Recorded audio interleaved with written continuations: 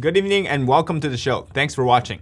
Our topics tonight include President Trump's setup of the office of the former president and what it means going forward. Then we will discuss some of the developments around the impeachment trial, followed by China's increasing bullying tactics against the US just days after Biden is in the office. Now, before I get started, I wanted to mention that I am researching and investigating the so-called United States corporation that went bankrupt. Hopefully, I will have that episode out this week. Now, let's talk about our first topic today. President Donald Trump opened an office of the former president on Monday that seeks to advance the interests of the United States and carry on the agenda of his administration. The statement reads, "Today, the 45th President of the United States, Donald J. Trump, formally opened the office of the former president. The office will be responsible for managing President Trump's correspondence, public statements, appearances, and official activities to advance the interests of the United States and to carry on the agenda of the Trump administration through advocacy, organizing, and public activism." So this is the first move to engage back with politics after departing for Florida after last Wednesday, after saying that he will be returning in some shape or form. Now let's talk about what this former presidential office means. Since Big Tech has banned Trump from accessing their services, Trump needs an official news release platform that doesn't rely on any news services or even outlets, providers like social media platform Twitter. It also holds an official designation as the office of the president. Therefore, the office doesn't just hold the official capacity of political decision-making, as it is not an official White House. However, it does hold massive influence over people. For example, one of Trump's most powerful qualities is him being able to rally people behind a cause. Many politicians see this, especially Republicans, and seek to be endorsed by Trump. Recently, Trump made a phone call to endorse Kelly Ward for Arizona's GOP chair position re-election. She thanked the president for the endorsement. Trump also released a statement late Monday endorsing his former press secretary Sarah Huckabee Sanders in her campaign for Arkansas's governor. Sanders is a warrior who will always fight for the people of Arkansas and do what is right, not what is politically correct. She served as his press secretary until June of 2019. Trump also says Sarah is strong on borders, tough on crimes, and fully supports the Second Amendment and our great law enforcement officers. She loves our military and veterans and her home state of Arkansas. Now, having the endorsement from Trump is actually really powerful for any politician candidates. But the biggest reason is that Trump is seeking to place his own people who he trusts around each state. For example, Mike Lindell, the CEO of MyPillow, also wants to run for Minnesota governor, most likely as a Republican. As Sarah Sanders said, the governor is the last defense against some of the federal changes from the Biden administration. So Trump may be wanting to install people that he trusts in various state positions so that he can work with them. People like Ron DeSantis, governor of Florida, Greg Abbott of Texas, are Trump's biggest allies right now. Also, the reason to set up this formal office is actually quite interesting. Notice how the left media can't stop reporting on Trump even after he leaves the office. Well, this is a great to shift the attention back to Trump for media coverage. In fact, Trump wouldn't need social media anymore if all the attention will now be on his former presidential office. Now let's talk about the Patriot Party.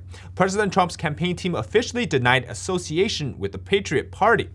The campaign says Donald J. Trump for president out of the concern for confusion among the public, which may be misled to believe that Patriot Party's activities have been endorsed and authorized by Mr. Trump or DJTFP, or that contributions to this unauthorized committee are being made to DJTFP when that is not true. Which makes me wonder, what is Trump's plan if he doesn't want to distance from the Republican Party? Now, there has been his long-term goal, whether he was re-elected or not, to eye the midterm election in 2022. This is no foreign concept to the Republicans. Their original plan was to maintain the Senate majority for the 2 years, then in 2022, they would get the House majority back too. So the plan for 2022 was already set even back in 2018. Politico back in December of this year, or I guess last year now, had reported that Trump is monitoring 2022 primary targets. This is now even more apparent because Trump, in order to run again in 2024, needs supporters in the Congress. Now, in 2022, the midterm, many important senators are actually up for re-election. Some are Trump's biggest critics who have been turning on him, including Lisa Murkowski, a Republican from Alaska, Patrick Leahy of Vermont, a Democrat, and Chuck Schumer, just to name a few. Trump can seek out candidates in these areas to challenge them, though it's going to be very difficult. These senators have been sitting on the congressional floor for a very long time for very good reason. They have long established connections and campaign tactics to sustain re-election, but regardless, is to ensure a majority back to the Republicans. Since the goal for 2022 is to get the majority back, it coincides with Trump's new slogan of "Save America" is the message going forward. It's a fight to make the already great America under Trump back from Biden's destruction. So as Trump prepares for 2024, he needs a majority from 2022 first. And then by the time the 4-year comes, it would be good enough for Trump to run again. Senator Ted Cruz and other Republican senators have reintroduced an amendment to the U.S. Constitution that would cap the number of terms of a congressional member can legally serve. The proposed amendment would limit senators to 2 6-year terms and members of the House to 3 2-year terms. Cruz has been a strong advocate for congressional term limits, hoping that it would be a solution to provide more oversight and accountability for those in the Capitol Hill, since he believes that politicians in the Capitol have amassed more power in the present day than ever before. The Texas senator says every year Congress spends billions of dollars on giveaways for the well-connected. Washington insiders get taxpayer money and members of Congress get re-elected, all while the system fails the American people. Now, there is one more thought I had about this. Despite Trump leaving office, he may still have a lot of control over the Republican Party, from, if not some aspects, as he is still the head of the Republican Party for the primary. But also, many people in the military are still in support of him, from top generals to soldiers. In a different sense, Trump may have established his own personal government, which is that there secretly exists 2 government systems right now. The one fake government from Washington and the real government that's set up in Florida. Now, I'm throwing this out there because I want to talk about some stuff that may potentially happen in the future. Who knows? But now it seems like we've got 2 deep states, the Trump state and the corrupted deep state installed in Biden. But before I go on, I just wanted to mention Mar-a-Lago was purchased by Trump, but it's actually kind of similar like a Southern White House in a way. So we might have to see what happens with Trump being there as the command base. There's also another reason for not starting the third party. It seems online that people were talking about how Bill Clinton won because of a third-party candidate.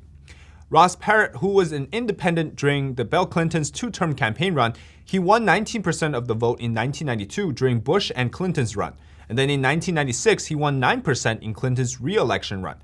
The split of votes, the 19% might seem a little bit, but actually will split the voting pattern and vote participation dramatically. The issue is that it depends on who the candidate is splitting the vote with.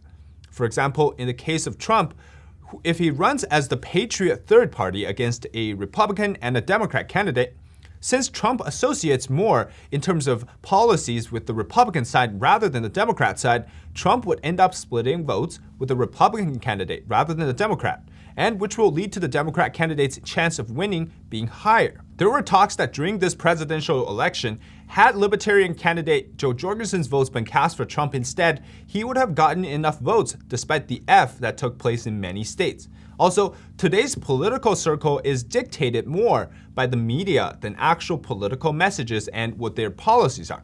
You could be shooting fires out of your eyes, and if the media doesn't like you, they will never let your messages get out. Along with that, the poison and the hate against Trump that brewed over the last 4 years is actually much worse than we all think. Now let's talk about the president impeachment trial, which is very confusing and also very unjustified for Trump. Senator Patrick Leahy, who is the president pro tempore of the Senate, will preside over next month's impeachment trial for the president. Leahy is 80. Both parties traditionally chooses their eldest member to serve in the president pro tempore role, which is essentially a backup for the president of the Senate, aka the vice president, whenever they gain a majority in the body. Chuck Grassley was the pro tempore when Republicans held the majority.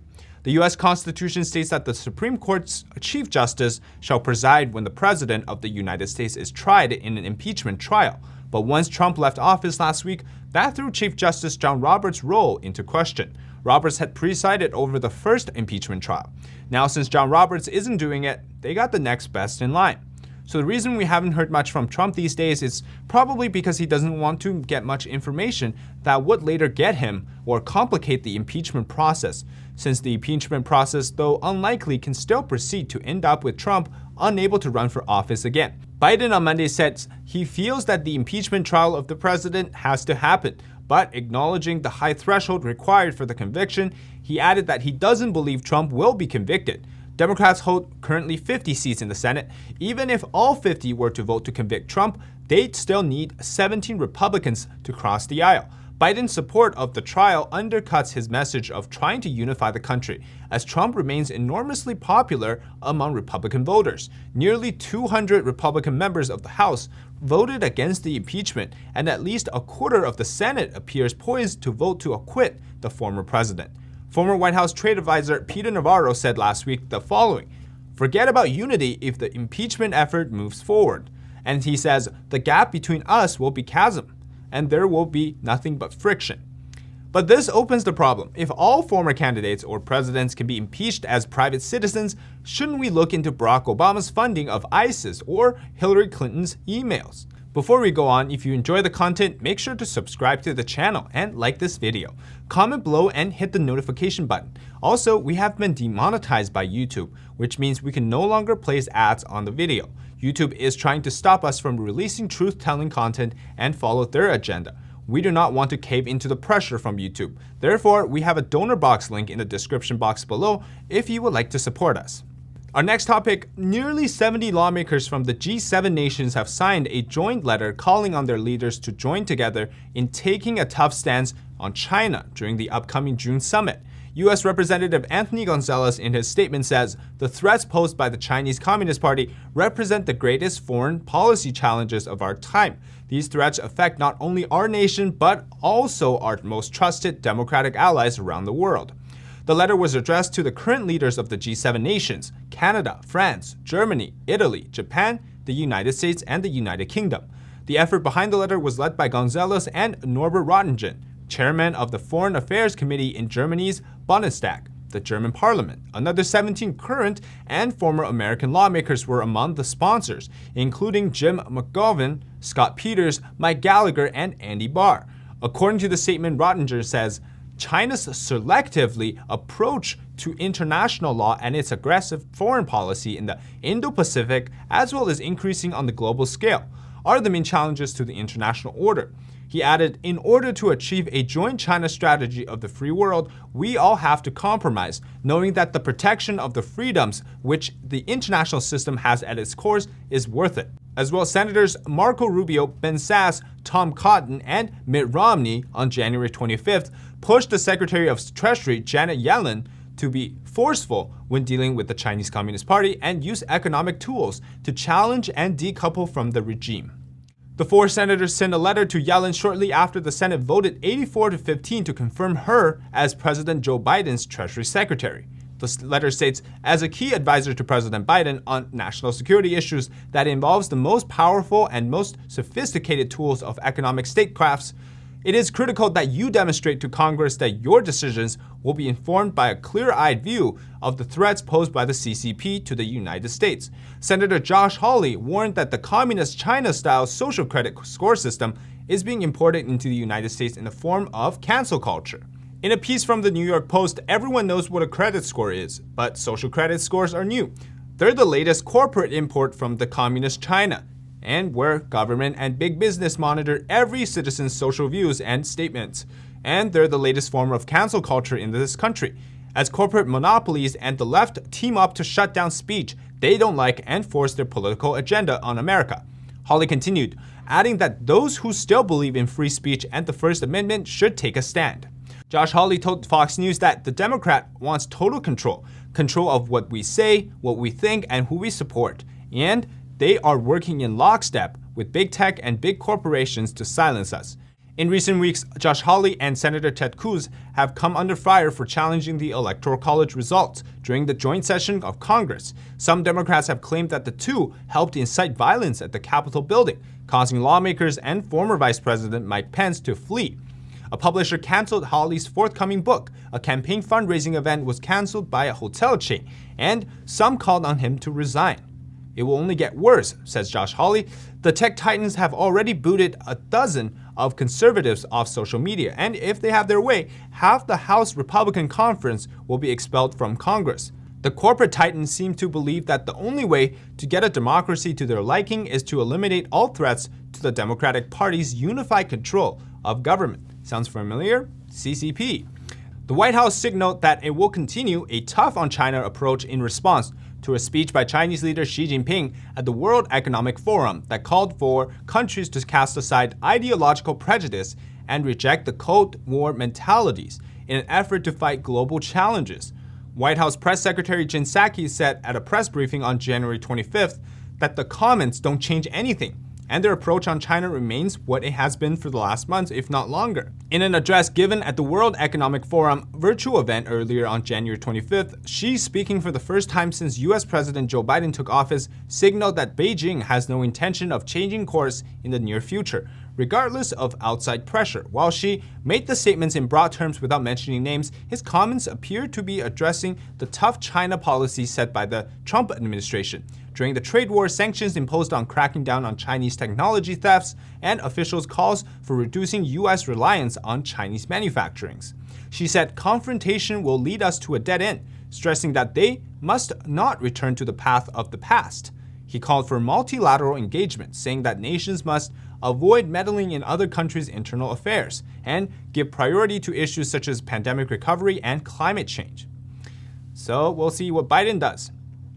And that is it for today. Before we go on, I just wanted to mention that most likely this weekend, I'm going to be doing a special investigation episode into the U.S. corporation in America that apparently went bankrupt. So stay tuned for that. But before we go, YouTube has decided to demonetize our channel, which means we will no longer have advertisements on the channel. YouTube says we must change our contents to reapply for monetization. They're trying to pressure us to follow their rules and censor our truth-telling content. Therefore, we would appreciate any support via our donor box link in the description below. We will continue to work hard to provide you very good content, but more importantly, the truthful content.